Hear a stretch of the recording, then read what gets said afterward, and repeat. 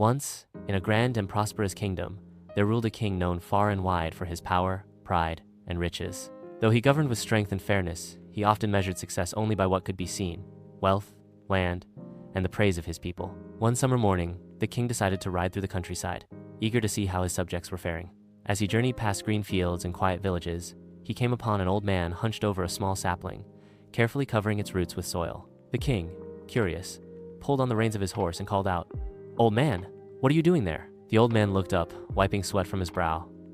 "I am planting a mango tree, your majesty," he said with a warm smile. The king raised an eyebrow. "You look as if you've lived many years already. Do you expect to live long enough to eat the fruits of that tree?" The old man chuckled softly. "No, my king, I do not. I plant this tree not for myself, but for the generations to come. Just as I have eaten fruit from trees planted by others before me, I now do the same for those who will follow." The king was taken aback by the old man's words. He had never thought much about those who came before or those who would come after. Everything he did was for the present moment, for glory, for power, and for himself. "You are wise," said the king, dismounting his horse. "Your words carry more truth than all the speeches I've heard in my court." The old man smiled again. "Wisdom, your majesty, is not always found in books or palaces.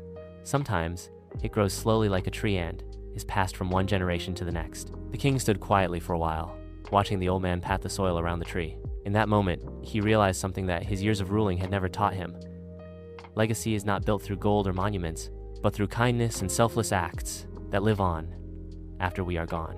Before leaving, the king ordered his ministers to reward the old man with a bag of gold and instructed that fruit trees be planted across the kingdom, especially near schools, temples, and villages, so children, travelers, and the poor could benefit freely for years to come.